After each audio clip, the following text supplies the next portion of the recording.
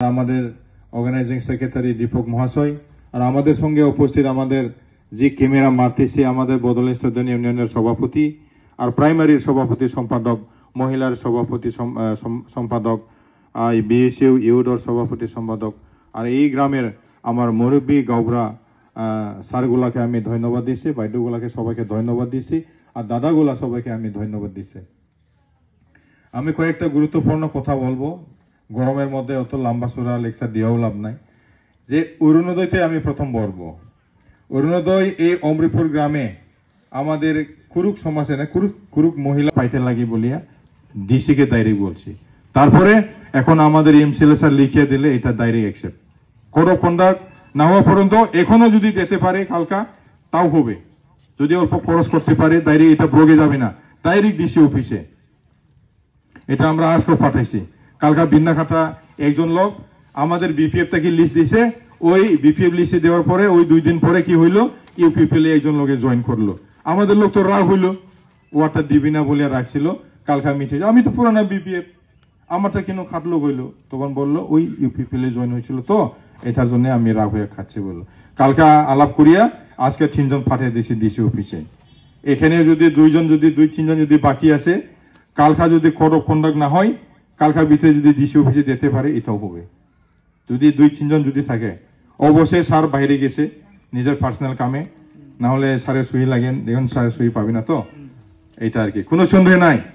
30 জন মানুষ যদি আমরা অরুণোদয় আমার দেওয়া যদি না হয়, আমরা এখানে নেক্সট আছে মিটিং করবো না, বুঝছে কথা, আমরা মিটিং করতে আসবে না যদি না হয় ডাইরেক্ট। 30 জন আমাদের মহিলা, এখানে 2 জন মাত্র পাইছিল না, আগে 2 জন মাত্র, আরে ইউপিপিএল যত সাপোর্ট করা লোক ছিল এখানে কিন্তু 2 জন 20 জন মতন পাওয়া লাগছিল। ইউপিপিএল তো 50% সাপোর্ট করা আছে এখানে, আগে আছে কিনা বলেন তো? বিজেপিও আছে, ইউপিপিএলও আসছিল, তাহলে এই মানুষগুলা কোথায় গেল?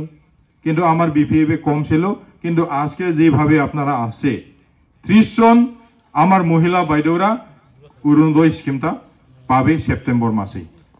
টাকাটা পাবে এবার 1500 করিয়া বলছি, আমি সঠিক জানি না, কিন্তু 1500 টাকা বলছি আর কি। আমাদেরকে ভালো ভালো কথা কইয়া নিয়ে যায়।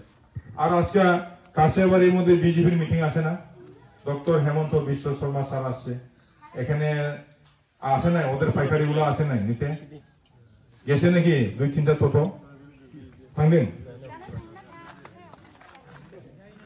আইডিয়া করছে, আমি যাই নাই, কারণ ওদেরকে আসলে বলবে আপনারা কিনো আমাদেরকে ঠোকার মধ্যে সবসময় ঠোকাই, সবসময় নতুন নতুন দিবে, কিবা একটা দিবে বলে ঠোকায়, কিনো এরকম ঠোকায়, আপনারা কি কোন দেশের থেকে জন্ম হয়েছে ডাইরেক্ট ওদেরকে এত ঠোয়া আমাদের পাবলিক গুলাকে হারাশাস্তি করছে।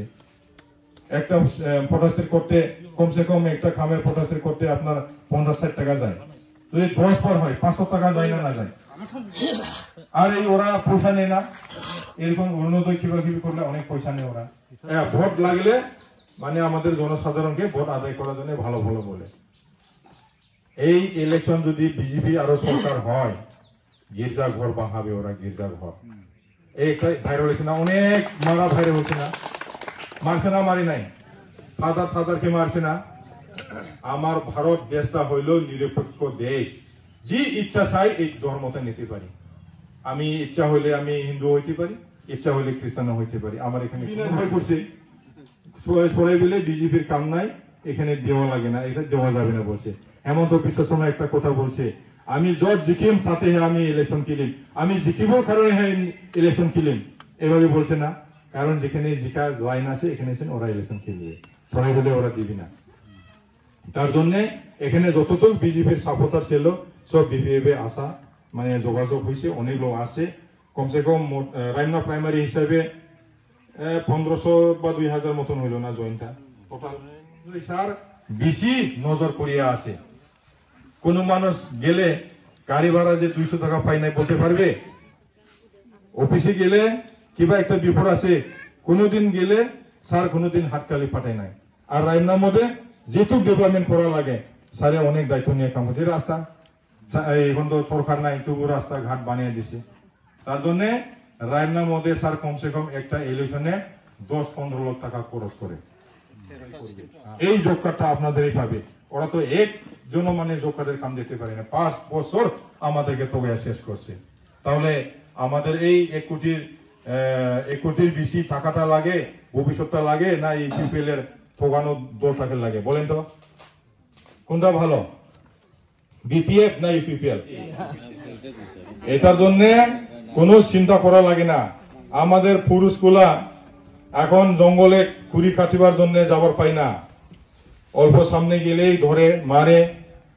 আমরা হইল জঙ্গলে থাকা লোক, জাতিটা বড়, উরাও, আদিবাসী, সান্থাল, আমরা জঙ্গল কিনারে কিনে থাকা লোক, হয় না নয়? আমরা যদি আজকে জঙ্গলেও যাওয়ার পাই না, গরু পালন করতে পারি না, গরু বাজার নাই, এই গরু বাজার গুলা আমাদের ব্রিটিশের সরকার হওয়ার লগে লগে আমরা বাজার করবে, খাসিয়াবাড়ি হবে, মোটামবিল হবে, কোষাইগাঁও হবে। আমরা গরিব মানুষগুলা 2টা গরু আছে, 3টা গরু আছে, আমাদের ছেলের এডমিশন করতে লাগে কোকরাঝার কলেজে, তাহলে আমরা গরু বিক্রি করতে মানে সুবিধা পাওয়া লাগে কিনা? সুবিধা পাওয়া লাগে। আর আমরা সেই হিসাবে আমরা ভবিষ্যতের জন্য, আমরা বাচ্চা কাচ্চার জন্য মানে ওদের শিক্ষা দীক্ষা দেওয়ার জন্য আমরা পয়সা কই পাবে? মাটি তো বিক্রি করতে পারবে না, না? কারণ গরু বিক্রি করিয়ে আমরা গরু আরো নিতে পারি, তার জন্য গরু দোকান, গরু মার্কেট এগুলা সব করবে বলে আমার স্যার প্রতিশ্রুতি দিয়েছে সরকার হওয়ার পরে। তার জন্য কোনো সন্দেহ নাই, বিজেপি আমাদেরকে কিচ্ছু করতে পারবে না। বিজেপি উল্টা আমার বিপিএফ কে ভয় করছে, এখন হাগ্রামা স্যারকে ভয় করছে। হাগ্রামা স্যার বলছে আমি কারো পিছনে থাকার লোক না হয়, বলছে না? আর ফেরেঙ্গা তো যে বলছে ঈশ্বর আল্লাহ ভগবান আসলেও বলে উচ্ছেদ করবে। আরে বাবা, উচ্ছেদ তো আর অরুণোদয়টা পাবে, এটা কোনো অসুবিধা নাই, কোনো চিন্তা করা লাগে না। এটা যেভাবে লিস্ট আছে, এটা অলরেডি ডিসি অফিসে গেল, এখানে কোচবিহার ডেভেলপমেন্ট ব্লগে নাই, অলরেডি ডিসি অফিসে জমা দেওয়া আছে। এটা অলরেডি কম্পিউটারে ওরা মানে মারতেছে আর কি, এটুকু বললাম।